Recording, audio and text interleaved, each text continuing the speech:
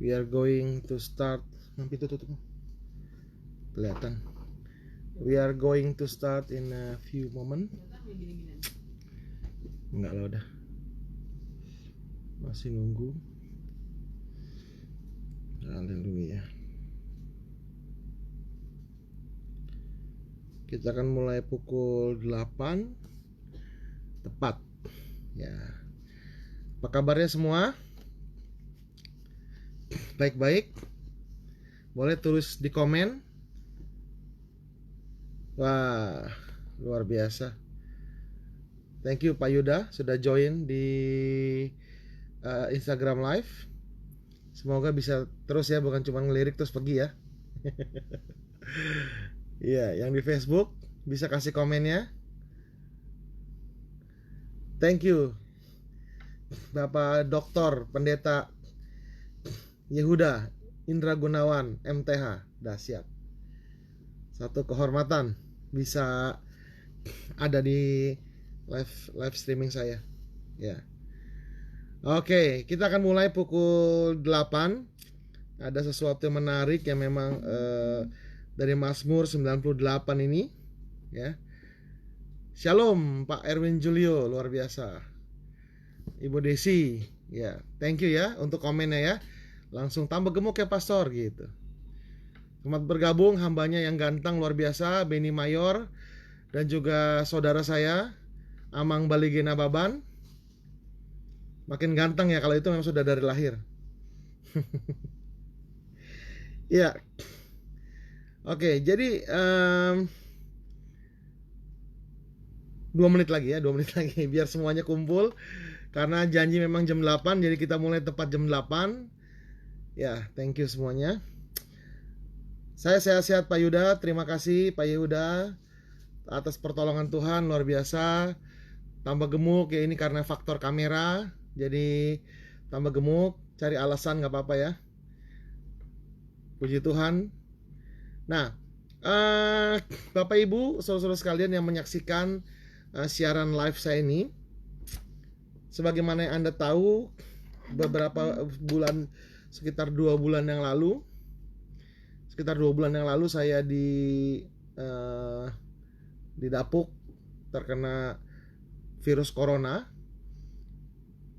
Padahal tes swab saya negatif, dan puji Tuhan tes swab yang kedua juga negatif ya. Jadi puji Tuhan, Tuhan menolong. Nah, pada masa-masa itu saudara-saudara, Mazmur 91 menjadi satu pasal, satu perikop yang paling banyak diminta oleh hamba-hamba Tuhan untuk dibaca oleh jemaatnya. Ya, oleh jemaatnya. Naik berapa kilo itu bro? Kata Pak Balige, saya nggak ngitung bro. Kecuali kalau per kilonya dapat duit 500.000 baru saya bilang. Cuman ini baru saya timbang, jadi saya nggak tahu. Oke, nah banyak hamba-hamba Tuhan meminta jemaatnya untuk membaca Mazmur 91. Ada sebagian yang juga membaca, tapi sebagian lain ada hamba-hamba Tuhan yang juga menentang bukan Mazmur ya, tapi mereka mengatakan bahwa Mazmur 91 itu bukanlah seperti mantra, saudara-saudara. Ya, jadi bukanlah seperti mantra. Nah, cuman saya nggak peduli, saya baca aja Mazmur 91 berulang-ulang ketika masa saya isolasi mandiri di kamar. Kenapa ya? Karena penuh dengan penghiburan dan itu menguatkan saya, saudara-saudara. Ya, jadi saya baca karena faktor penguatan, karena saya memerlukan kekuatan itu, penghiburan itu saya baca. Dan ketika saya baca itu, tiba-tiba saya menyadari bahwa ada sebuah dimensi lain dari Mazmur 91 yang saya akan share pada hari ini. Nah, kalau Anda terlalu mengharapkan sesuatu yang berbau doktrinal dan teologis, maka renungan saya pada malam hari ini tidak berbicara mengenai sesuatu yang doktrinal ataupun terlalu teologis, ya. Ada kakak saya bergabung, brother saya Pak Peter Birait Darmawan, selamat bergabung. Ya, ada sahabat saya Bapak Dewanto Yahya, calon haji. Saya doakan kamu naik haji. Kebanyakan lontong sayur katanya ya. Bukan kebanyakan batu itu, batu akik ya. Jadi kalau Anda mencari sesuatu yang berbau doktrinal dan teologis, maka saya tidak bahas sampai sejauh itu. Nanti biar teman saya, Bapak Pendeta Dr. Yehuda Indra Gunawan MTH yang akan membahasnya secara secara teologis ya. Tapi saya membawa ke ranah yang praktis dengan sedikit perenungan saya ketika membaca Mazmur 91 berulang-ulang, dan saya mencoba menyampaikannya sepraktis mungkin supaya nggak terlalu ribet dan terlalu ruwet, saudara-saudara. Ya, nah kita baca dulu Mazmur 91. Ini sangat terkenal sekali hari-hari ini. Judulnya Dalam Lindungan Allah. Saya akan baca pelan-pelan. Orang yang duduk dalam lindungan yang maha tinggi dan bermalam dalam naungan yang maha kuasa akan berkata kepada Tuhan, tempat perlindunganku dan kubu pertahananku, Allahku yang kupercayai. Sungguh dialah yang akan melepaskan engkau dari jerat penangkap burung, dari penyakit sampar yang busuk. Dengan kepaknya ia akan menudungi engkau, di bawah sayapnya engkau akan berlindung, kesetiaannya ialah perisai dan pagar tembok. Engkau tidak usah takut terhadap kedahsyatan malam, terhadap panah yang terbang di waktu siang, terhadap penyakit sampar yang berjalan di dalam gelap, terhadap penyakit menular yang mengamuk di waktu petang. Walau 1.000 orang rebah di sisimu dan 10.000 di sebelah kananmu, tetapi itu tidak akan menimpamu. Engkau hanya menontonnya dengan matamu sendiri dan melihat pembalasan terhadap orang-orang fasik. Sebab Tuhan ialah tempat perlindunganmu, yang maha tinggi telah kau buat tempat perteduhanmu. Malapetaka tidak akan menimpa kamu, dan tulah tidak akan mendekat kepada kemahmu. Sebab malaikat-malaikatnya akan diperintahkannya kepadamu untuk menjaga engkau di segala jalanmu. Mereka akan menata engkau di atas tangannya, supaya kakimu jangan terantuk kepada batu. Singa dan ular tedung akan kau langkahi. Engkau akan menginjak-injak anak singa dan ular naga.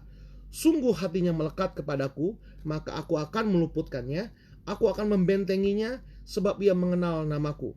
Bila ia berseru kepadaku, aku akan menjawab. Aku akan menyertai dia dalam kesesakan. Aku akan meluputkannya dan memuliakannya. Dengan panjang umur akan kukenyangkan dia, dan akan kuperlihatkan kepadanya keselamatan daripadaku. Nah, saudara-saudara sekalian, ayat ini kalau kita baca di saat-saat dimana kita sedang terdesak dan tertekan, seperti misalnya karena virus corona yang sedang melanda kita sampai hari ini, maka ayat ini akan menjadi sebuah kekuatan yang luar biasa, sebuah penghiburan yang luar biasa bahwa Tuhan melindungi kita.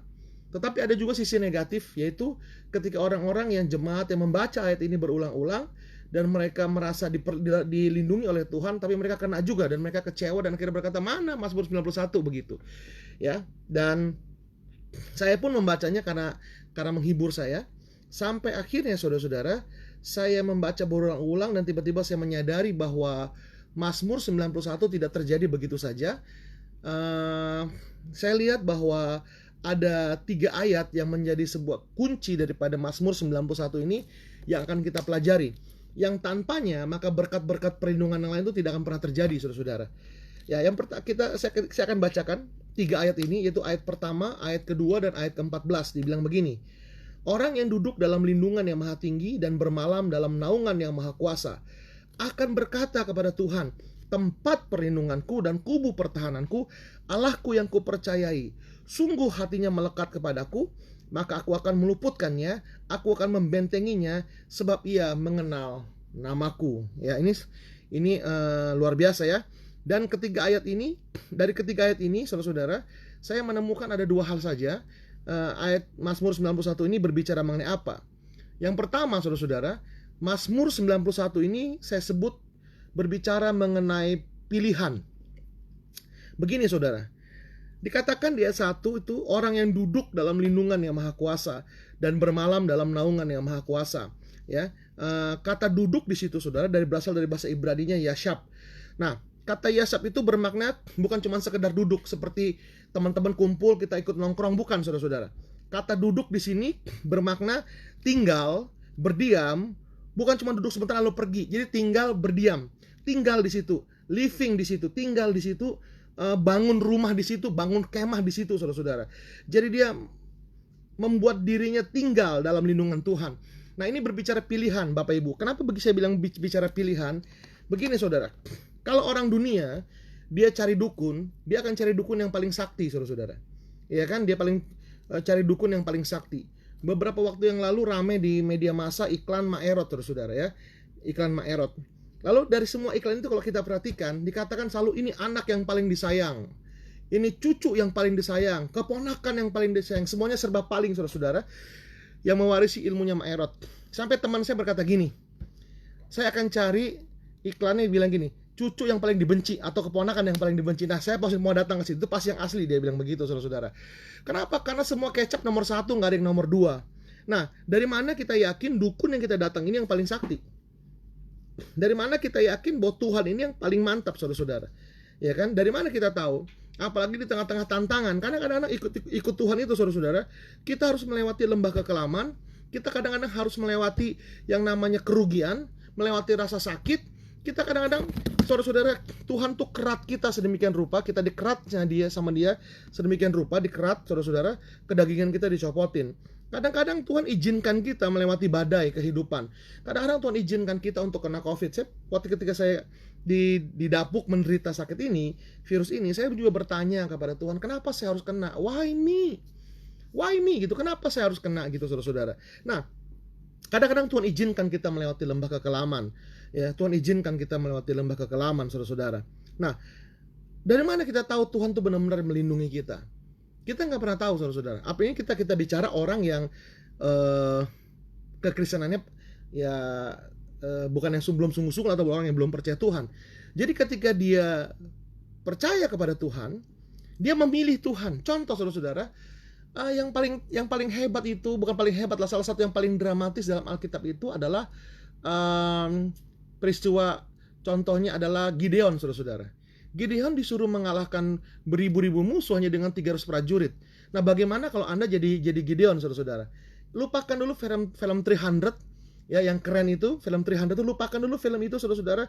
Ini pertempuran sebenarnya, Anda menjadi Gideon. Dengan 300 pasukan, mengalahkan puluhan ribu, bahkan ratusan ribu musuh, saudara-saudara. Anda jadi komandan, atau Anda jadi salah satu prajuritnya, pegang senjata, berhadapan dengan ribuan orang. Bagaimana perasaannya? Ya, kan tanya kepada komandan, komandan ini bener nggak nih komandan? Komandan cuma bilang, Gideon bilang, udah percaya sama Tuhan. Percaya gimana? Tantangannya jelas, tantangannya pasti. Sementara kekuatan kita kecil. Nah, orang yang memilih berdiam, saudara-saudara, duduk dalam lindungan yang maha tinggi, duduk dalam lindungan yang maha tinggi, saudara-saudara. Itu bukan gini loh, saudara. Itu bukan itu bukan sesuatu yang gini. Orang yang berlindung itu bukan gini, saudara-saudara. Ada bahaya, yuk kita berlindung sama Tuhan. Ini bukan, saudara-saudara. Ini berbicara sebelum bahaya datang, dia sudah memilih Tuhan.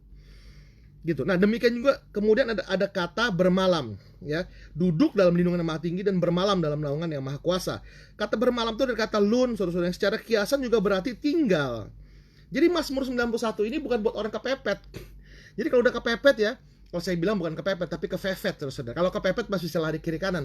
Kalau kefefet itu belakang tembok, kanan jurang, kiri jurang, kanan jurang, depan sudah musuh, saudara-saudara. Itu udah kefefet, udah nggak bisa ngapa-ngapain lagi. Tapi ini Mazmur 91 ini berbicara orang ketika dia kuat, ketika dia banyak uang, ketika dia masih punya strategi macam-macam, saudara-saudara, dia memilih berlindung kepada Tuhan. Jadi ini bicara mengenai keputusan dalam hidupnya dia. Dia memilih Tuhan apapun yang terjadi, saudara-saudara. Ya kan? Ini bicara mengenai sebuah proses bertahun-tahun untuk menjadikan Tuhan sebagai perlindungannya. Dan saya beritahu bahwa itu tidak gampang, saudara-saudara. Saya belajar ini ketika saya menderita didapuk kena COVID ini, saudara-saudara. Saya kehilangan semangat, kehilangan sukacita. Saya berpikir bagaimana anak-anak, bagaimana pelayanan dan lain sebagainya. Karena banyak rekan-rekan sejawat di Jakarta terutama dan di beberapa kota itu meninggal dunia. Sesama korps sebagai hamba Tuhan itu banyak yang meninggal dunia, saudara-saudara. Jadi saya bertanya apa bedanya saya dengan mereka, gitu kan? Mungkin saya sedang nunggu giliran gitu. Nah, saya berpikir mungkin nanti akan menjadi giliran saya juga untuk pergi. Dan saya takut, saudara-saudara. Saya merasa kenapa saya harus kena seperti ini. Saya kehilangan sukacita. Sampai akhirnya di tengah-tengah corona ini, saya belajar satu hal. Begini Bapak Ibu. Orang tidak akan pernah bisa benar-benar berharap kepada Tuhan jikalau dia masih memiliki sesuatu yang menjadi pegangan dia. sampai dia kehilangan segala-galanya dan sisa hanya Tuhan. Di situ dia baru benar-benar berharap pada Tuhan. Contoh sederhana begini, saudara. Sederhana. Ada orang misalkan butuh uang 250 juta rupiah. Lalu dia doa sama Tuhan, Tuhan, tolong saya Tuhan. Saya butuh uang 250 juta. Saya berserah kepada Tuhan. Saya percaya Tuhan akan menolong saya. Tapi di depositonya dia masih ada 3 miliar, saudara-saudara. Jadi sebenarnya dia nggak benar-benar berharap kepada Tuhan. Sebenarnya dia berharap kepada uangnya juga, karena uangnya masih ada, dia tetap tenang, saudara-saudara. Nah, dalam virus corona ini, Bapak Ibu, saya lihat orang kaya aja kena virus ini. Pangeran Charles saja kena virus ini. Aktor Tom Hanks kena virus ini. Perdana Menteri aja kena, saudara-saudara. Kalau Jakarta rusuh, kita bisa lari ke Australia, ke Singapura, atau ke negara-negara yang aman. Tapi Bapak Ibu, kalau corona ini mau lari kemana? Pesawat aja udah gak ada yang terbang, saudara-saudara. Lalu tempat yang paling aman di dunia di mana? Nggak ada, saudara-saudara. Dulu, kadang-kadang jujur bicara, uang bisa tolong kita. Uang bisa tolong kita, saudara-saudara. Manusia, sepada takaran tertentu, manusia pun bisa tolong kita. Jadi ada gunanya juga punya teman yang kaya, punya teman jenderal, atau orang-orang yang berjabatan, ada gunanya juga kadang-kadang. Tapi pada masa ini, tidak ada satu orang pun bisa tolong kita. Dokter pun nggak bisa tolong kita. Dokter juga banyak yang meninggal, saudara-saudara. Kurang apa coba dokter? Banyak yang meninggal dunia. Lalu kemana harus berharap lagi? Disitulah saya terpaksa, dalam tanda kutip, saya dipaksa, digiring untuk berharap kepada Tuhan. Bapak Ibu, karena udah nggak bisa berharap kepada siapa-siapa. Uang juga nggak punya juga. Lah kalau pun punya uang, yang kaya pun banyak yang kena, yang meninggal juga banyak orang-orang yang punya uang, saudara-saudara. Bedanya dengan kita apa? Kemana kita mau berlindung? Ya kepada Tuhan. Kenapa saya akhirnya berserah kepada Tuhan? Ya karena udah nggak tahu lagi mau kemana. Udah nggak ada lagi pengharapan. Di situ diprotolin, saudara-saudara. Saya nggak nafsu baca Alkitab. Saya nggak nafsu berdoa, hilang semua selera itu. Saya seorang pengkhotbah. Saya bisa berkhotbah dari berbagai macam bahan, saudara-saudara. Tapi tiba-tiba hilang itu. Saya bisa bikin tulisan, karena kalau ada hikmat saya bikin tulisan, bikin renungan berseri, saya taruh bertebaran di sosial media saya. Tapi hari itu hilang semua. Kekuatan tuh hilang semua, udah nggak ada lagi. Sisa apa, saudara? Sisa cuma hati. Hati yang akhirnya memilih berpihak kepada Tuhan, karena saya tahu Tuhan pegang hidup ini dan hidup yang akan datang. Jadi kalau kita masih punya berharap kepada uang, masih punya teman jenderal, itu masih punya pengharapan. Nah pada masa ini kita digiring kepada satu keadaan di mana udah nggak bisa berharap lagi. Udah nggak tahu mau berharap kemana. Dan saya digiring kepada satu keadaan di mana udah cuma Tuhan doang tempat berharapan kita. Gitu saudara-saudara ya. Nah, jadi ini adalah sebuah sikap hati yang mengarahkan langkah kehidupan kita berpihak kepada Tuhan jauh sebelum bahaya menghadang. Nah, orang yang demikian, saudara-saudara, dia bisa berkata begini, tempat perlindunganku dan kubu pertahananku, Allahku yang kupercayai. Baru dia bisa ngomong dengan mantap, Tuhanlah perlindunganku, Tuhanlah kubu pertahananku, Allahku yang kupercayai. Jadi dalam kitab Ibrani, saudara-saudara, dalam kitab Ibrani ada satu kalimat menarik sekali, katakan gini, ketika sudah tidak ada dasar bagi Abraham untuk berharap, maka Abraham berharap juga kepada Tuhan. Tidak ada dasar untuk berharap, saudara-saudara. Jadi kalau Anda punya masalah, lalu Anda punya kenalan orang kaya gitu, pinjam uang sama dia, dia pasti tolong lah gitu, saudara-saudara ya. Itu masih punya dasar untuk berharap, saudara-saudara. Sakit ini ada obatnya nih, ini ada dokter jago nih, bisa sembuhin saya nih. Ya, itu masih ada dasar berharap. Ini udah nggak ada dasar untuk berharap. Udah ibarat kata tuh udah nggak ada dasar berharap, saudara-saudara. Dokter udah bilang sama dia, Pak, umur Bapak tinggal 7. Apa dok? 7 bulan? Bukan Pak, tinggal 7, 6, 5, 4, 3. Udah hitungan detik, saudara-saudara. Udah nggak ada dasar untuk berharap. Namun Abraham berharap juga kepada Tuhan. Nah, melalui COVID ini saya dibawa kepada sebuah keadaan yang mirip demikian. Tentunya levelnya Abraham lebih tinggi. Saya cuman ya kelas-kelas kampung lah, saudara, kelas kambing lah. Tapi saya dibawa kepada keadaan yang demikian, di mana udah nggak ada lagi dasar untuk berharap, tapi memilih untuk berharap kepada Tuhan, memilih untuk percaya kepada Tuhan. Nah, saudara-saudara, kita akan lihat Lukas 12 ya. Saya akan bacakan Lukas 12. Ini cerita tentang orang kaya yang yang bodoh, saudara-saudara. Ya, Lukas 12 ini mirip-mirip dengan Mazmur 91 ini. Cuman dia dia antitesisnya dari Mazmur 91, saudara-saudara ya. Lukas pasal yang ke-12, itu di bawah judul perikop orang kaya yang bodoh. Lukas 12 ayat 13 saya akan mulai bacakan. Bapak Ibu tetap sabar, pelan-pelan kita akan telaah. Orang kaya yang bodoh, ya.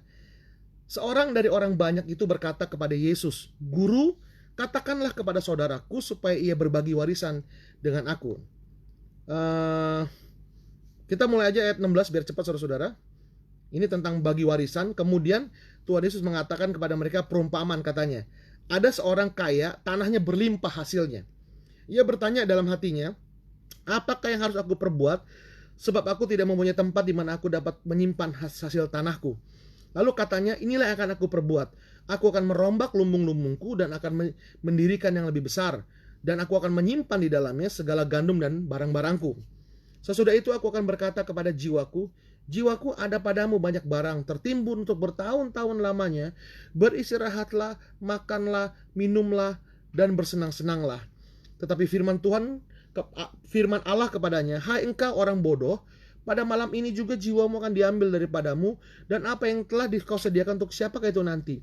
Demikianlah jadinya dengan orang yang mengumpulkan harta bagi dirinya sendiri, jikalau ia tidak kaya di hadapan Allah. Ini tentang orang kaya yang bodoh, saudara-saudara. Dia punya harta yang berlimpah, dia punya uang yang berlimpah, sehingga dia menjadikan kekayaannya tempat perlindungan dan harapannya. Berbeda dengan Mazmur 91, saudara-saudara. Mazmur 91 berbicara mengenai orang yang entah kaya, entah miskin, entah punya kuasa ataupun nggak punya kuasa, yang powerful maupun powerless. Cuman mereka menaruh harapannya kepada Tuhan, bukan kepada hartanya, bukan kepada jabatannya, kekuasaannya. Sementara orang kaya yang bodoh ini, saudara-saudara, dia punya harta dan dia menjadikan hartanya tempat perlindungan dan pengharapannya. Lihat, di Lukas 12 ayat 17-19 berkata gini, ia bertanya dalam hatinya, apakah yang harus aku perbuat sebab aku tidak mempunyai tempat di mana aku dapat menyimpan hasil tanahku. Saking kayanya, saudara-saudara, sampai gudangnya itu penuh. Lalu katanya, inilah yang akan aku perbuat. Aku akan merombak lumbung-lumbungku dan aku akan mendirikan yang lebih besar dan aku akan menyimpan di dalamnya segala gandum dan barang-barangku. Perhatikan ayat 19. Sesudah itu aku akan berkata kepada jiwaku, jiwaku, ada padamu banyak barang, tertimbun untuk bertahun-tahun lamanya. Beristirahatlah, makanlah, minumlah, dan bersenang-senanglah. Dia menjadikan uang sebagai perlindungannya, sebagai tempat dia berharap. Nah, orang yang berharap kepada Tuhan, lihat di Mazmur 91 dikatakan apa? Tempat perlindunganku dan kubu pertahananku, Allahku yang kupercayai. Itu bedanya, saudara-saudara. Ini bukan cuma sekedar ucapan bibir. Ingat ya, Tuhan itu melihat hati, Tuhan tahu hati kita seperti apa, saudara-saudara. Jadi kadang-kadang kita ngomong, kita nyanyi pujian, Tuhanlah perlindunganku, aku percaya kepada Tuhan dan lain sebagainya, aku berserah kepada Tuhan, itu cuma lip service, saudara-saudara. Cuma lip service. Nah, sampai akhirnya kita dibawa kepada satu keadaan di mana benar-benar uang kita nggak bisa tolong kita, manusia nggak bisa tolong kita. Di situ kita digiring untuk percaya kepada Tuhan. Makanya orang ini bicara sikap hati. Sikap hati yang memilih Tuhan dan pilihan kepada Tuhan itu punya konsekuensi gaya hidup, saudara-saudara. Gaya hidup yang tentunya berserah kepada Tuhan. Nah, dia bilang gini, tempat perlindunganku dan kubu pertahananku, Allahku yang kupercayai. Saya belum jadi orang kaya, saudara-saudara. Belum jadi orang kaya, mudah-mudahan jadi orang kaya. Doakan supaya bisa mengajak Amang Balige kita ke Tarutung lagi, ya, saudara-saudara. Tapi hari itu betul-betul ya, saya yang pas-pasan, saudara-saudara, itu dibawa sampai ke titik yang minus, saudara-saudara, sama Tuhan. Minus dalam arti kata gini, seperti tadi saya bilang, saya ini pengkhotbah dari kelas 2 SMP, saya sudah belajar khotbah, saudara-saudara. Anda boleh tunjuk satu benda apapun, saya bisa ngambil khotbah dari benda itu. Kasih perenungan dari benda itu, minimal renungan singkat. Dari buku saya bisa, Anda kasih tunjuk lantai, dari lantai saya bisa khotbah dari segala macam, saudara-saudara. Tapi hari itu, boro-boro mau khotbah, firman semua hilang dari otak saya. Kemampuan saya khotbah hilang. Kemampuan saya menulis, merenung tuh hilang, saudara-saudara. Jadi benar-benar tuh corona itu mengambil sukacita dan mengambil damai sejahtera. Dan membuat ya jiwa kosong, saudara-saudara, penuh dengan tekanan. Makanya saya percaya gini, orang yang kena COVID itu, saudara-saudara, yang perlu diobati nomor satu bukan cuma fisiknya, tetapi jiwanya, rohnya dia. Dan saya bersyukur Tuhan bangkitkan kerohanian saya melalui sebuah momentum spiritual yang saya alami. Saya berdoa dan lawatan Tuhan terjadi, dan tiba-tiba dalam sekejapan mata iman saya bangkit, kerohanian saya bangkit sampai hari ini. Nah, Bapak Ibu saudara-saudara sekalian, perlu dibangkitkan kerohaniannya. Nah, hari itu saudara-saudara, Tuhan bawa saya sampai kepada titik minus. Bahkan fisik pun lemasnya minta ampun, batuk nggak ketahanan, demam, saudara-saudara, mimpi buruk, saya nggak bisa makan, saya doyan makan. Cuman hari itu saya makan cuma 2 sendok, 3 sendok, sampai istri saya bilang, "Pak, makan yang banyak." Karena perlu tenaga kan, perlu fisik yang kuat. Tapi yang nggak bisa, saudara-saudara. Benar-benar Tuhan bawa saya pada posisi minus, nggak punya apa-apa lagi, dan memang nggak punya apa-apa juga, dan nggak bisa berharap apa-apa lagi, saudara-saudara. Cuman tertidur di satu ranjang ukuran 3x3. Hampir 1,5 bulan saya tidur di situ, saudara-saudara, sama istri tentunya. Kami berdua diduga kena virus itu. Di situ kami nggak bisa kerja, kami nggak bisa ngapa-ngapain, di rumah aja, saudara-saudara. Dan sebagai hamba Tuhan, khotbah semua dibatalkan. Kalaupun khotbah saya tidak dibatalkan, nggak mungkin saya pergi khotbah, pasti saya akan membatalkan sendiri, saudara-saudara. Nggak punya apa-apa. Tuhan bawa saya kepada posisi minus. Kekuatan nggak ada, karunia hilang. Saya pengkhotbah KKR, banyak keliling ke beberapa daerah di Jakarta, di Indonesia untuk khotbah KKR, sampai ke pedalaman, saudara-saudara. Saya pernah menginjakan kaki saya di Nias, belum, di Miangas, pulau kecil di ujung utara Indonesia. Saya pernah ke Pulau Rondo, pulau kecil di ujung paling barat Indonesia. Tapi hari itu saya nol putul, nggak punya apa-apa lagi. Dan di situ Tuhan giring saya untuk berharap dan berserah kepada Dia dan bukan kepada yang lain. Di situ, ketika sudah nggak punya lagi pengharapan di dunia ini, benar-benar saya pegang Tuhan, saudara-saudara. Saya pegangin kaki Tuhan.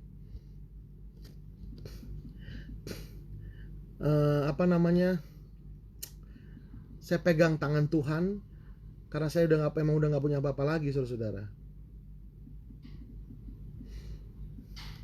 Nggak punya apa-apa lagi, nggak punya siapa-siapa juga, saudara-saudara. Ya, di situ saya berharap kepada Tuhan, karena udah terpaksa mau nggak mau berharap kepada Tuhan. Dan Tuhan giring kepada keadaan itu dengan murni hati. Saya berharap kepada Tuhan. Jadi saya tahu banget, saudara-saudara, kedalaman makna yang namanya berharap kepada Tuhan. Saya dikasih ayat sama Tuhan pada masa-masa itu, menjadi rema. Mazmur 73, saya akan bacakan. Mazmur 73, 25 sampai dengan 26 bilang gini. Siapa gerangan ada padaku di surga selain Engkau? Selain Engkau tidak ada yang kuingini di bumi. Sekalipun dagingku dan hatiku habis lenyap, gunung batuku dan bagianku tetaplah Allah selama-lamanya. Sekarang kalau kita baca ayat ini, saudara-saudara, benarkah selain Tuhan gak ada yang kita ingini di bumi? Saya sebagai hamba Tuhan, saudara-saudara, didapuk oleh teman-teman menjadi ketua salah satu denominasi, ketua sinode salah satu denominasi di Indonesia ini. Saya harus mengakui, masih banyak keinginan saya, saudara-saudara. Saya nggak berani bilang ini.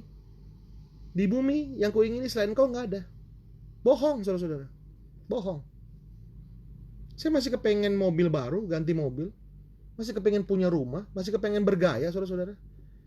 Saya suka sepatu, sneakers, saya pengen punya tuh sneakers yang bagus-bagus itu, saudara-saudara. Masih banyak kepengennya di dunia ini. Masih kepengen jadi pendeta laris, terkenal di mana-mana, diundang khotbah di mana-mana, terkenal, saudara-saudara. Masih kepengen saya. Masih banyak kepengen. Tapi hari itu saya belajar benar-benar, saudara-saudara. Selain Engkau tidak ada yang kuingini di bumi ini. Kalau Anda mengalami atau menganggap diri Anda akan meninggal dunia, Anda akan menyadari bahwa mobil yang mahal tidak akan membawa Anda ke surga. Arloji, jam tangan yang mahal yang membuat Anda masuk ke salah satu akun satir itu tidak akan membawa Anda ke surga. Anda akan sadar kalau Anda ada near death experience, Anda akan sadar sneakers yang mahal-mahal itu, jaket yang mahal-mahal itu tidak akan membawa Anda ke surga. Anda tahu bahwa tabungan Anda di dunia mungkin banyak, tapi Anda akan meragukan tabungan Anda di surga. Cukup nggak? Untuk bahkan membangun pondasi rumah di surga itu cukup nggak? akhirnya Anda akan menyadari bahwa di bumi ini gak ada yang kita inginkan selain Tuhan. Karena Tuhanlah yang mampu membawa kita sampai kepada kehidupan yang akan datang dengan berkualitas. Mungkin hidup kita di dunia ini tidak terlalu berkualitas ditinjau dari sisi ekonomi dan yang lain sebagainya, mungkin tidak terlalu berkualitas. Tapi tentunya kita ingin hidup yang berkualitas dalam kehidupan yang akan datang. Ya saudara-saudara, seperti lagu Pentakosta zaman dulu, biar aku miskin di dunia asal kaya di surga. Jangan miskin di dunia, kaya miskin juga di surga, saudara-saudara. Mending kalau masuk surga. Di situ kita akan menyadari bahwa Tuhan sebenarnya nggak ada yang aku ingini di bumi ini selain pada Engkau. Karena akhirnya kita tahu bahwa Tuhanlah yang paling berharga, saudara-saudara. Dan saya dapat ini ketika saya terjerembab begitu dalam, begitu dalamnya. Tapi Tuhan tidak pernah biarkan saya sampai terkapar. Bulu saya mulai goyah tapi tidak sampai dipatahkan oleh Dia. Tuhan tuh baik luar biasa. Siapa gerangan ada padaku di sorga selain Engkau? Nggak ada, saudara-saudara. Lalu ayat 26, sekalipun dagingku dan hatiku habis lenyap, gunung batuku dan bagianku tetaplah Allah selama-lamanya. Sekalipun daging dan hatiku habis lenyap, kita akhirnya mengakui bahwa gunung batu dan bagianku tetaplah Allah selama-lamanya. Ini ayat kalau Anda baca baik-baik, ini ayat mungkin seperti lip service sampai Anda benar-benar mengalami yang namanya minus, saudara-saudara. Sampai Anda benar-benar mengalami yang namanya sudah tidak punya dasar untuk berharap, tidak punya pengharapan. Lalu dengan tulus berkata, Tuhan, take me as I am. Terima aku apa adanya aku, Tuhan. Aku datang kepadamu, Tuhan, sekalipun aku gak punya dapat apa-apa, sekalipun gak ada kesembuhan terjadi, sekalipun bisa berharap ada mujizat utang kebayar, ada mujizat ekonomi, sekalipun itu tidak terjadi, Tuhan. Kami percaya Allah kami seperti Sadrak Mesak Abednego berkata mampu menyelamatkan kami, tapi sekalipun Dia tidak menyelamatkan kami mau Engkau tahu ya Raja bahwa kami tidak akan pernah menyangkali Dia. Itu perkataan iman, bukan diucapkan oleh orang yang banyak duit, saudara. Itu diucapkan oleh orang di pintu dapur berapi ketika mereka menghadapi tantangan maut. Saudara, melalui virus ini, salah satu hal yang Tuhan mau untuk kita lakukan adalah memurnikan iman kita. Bahwa ikut Tuhan bukan karena mujizatnya, cintai Tuhan bukan karena pekerjaan tangannya, cintai Tuhan karena siapa adanya Tuhan. Cintai Tuhan karena siapa adanya Tuhan. Datang kepada Yesus untuk mendapatkan Yesus. Come to Jesus to get Jesus, not to get miracles, not to get blessing.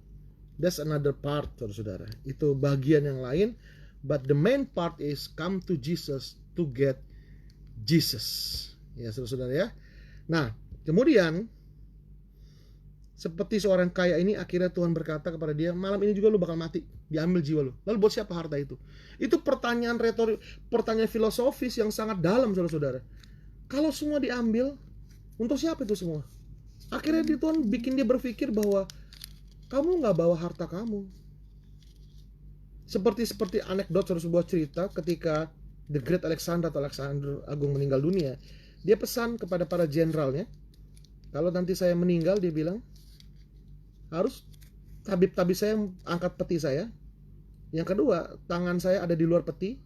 Yang ketiga, selama perjalanan dari rumah duka sampai kepada kuburan, biarlah harta benda intan berlian itu ditaburkan di perjalanan. Jenderalnya tanya, dokternya tanya, kenapa begitu?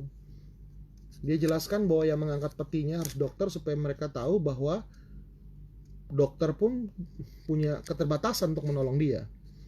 Lalu kenapa harus tangan di luar? Dia bilang supaya orang tahu bahwa maharaja yang menguasai dunia itu meninggal nggak bawa apa-apa, tangan kosong. Yang ketiga, kenapa harta ditaburkan? Ya supaya orang mengerti, mati nggak bawa apa-apa. Buat siapa tuh semua kemuliaan itu? Dia nggak bawa mati juga. Jadi hanya Tuhan. Yang kedua, saudara-saudara, bagian terakhir yang kedua. Tadi pertama adalah pemilihan, memilih Tuhan. Bicara pilihan, memilih Tuhan. Yang kedua tentang kemelekatan, nempel. Nah, pilihan mengarahkan gerak langkah kehidupan yang akan menciptakan kemelekatan hati kepada yang dipilihnya. Saya memilih pacar saya dulu jadi istri saya. Lalu hati saya melekat kepada dia. Saudara, kalau kita memilih Tuhan, hati kita akan melekat kepada Tuhan. Ini bicara pembelaan kepada Tuhan tentunya, ya. Ayat 14. Sungguh hatinya melekat kepadaku, maka aku akan meluputkannya, aku akan membentenginya, sebab ia mengenal namaku. Kata melekat itu dari bahasa Ibraninya casak, saudara, yang bermakna berpegang teguh, untuk mencintai atau untuk menyukai. Jadi orang bermalam itu bukan nginep, saudara-saudara, tapi tinggal di situ. Artinya melekat hatinya, berpegang teguh, saudara-saudara, mencintai dan atau menyukai.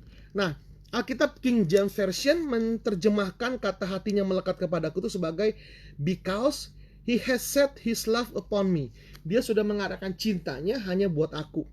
Lalu NIV, New International Version, menerjemahkan because he has set his love, itu because he loves me, says the Lord. Because he loves, karena dia mencintai aku, kata Tuhan. Nah, The Message Bible menerjemahkannya begini. If you hold on to me for dear life, says God. Ya, karena kamu berpegang kepadaku, gitu. Nah, The Passion Translation, TPT atau TPT, saudara berkata gini. For here is what the Lord has spoken to me, because you have delighted in me as my great lover. Karena kamu suka menjadi kekasih hatiku. Saudara,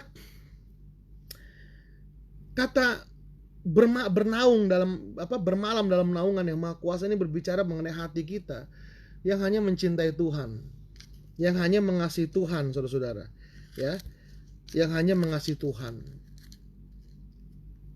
Kadang kita nggak mungkin mengabdi kepada dua majikan, karena kita akan membenci yang seorang dan mengasihi yang lain, demikian kata Tuhan.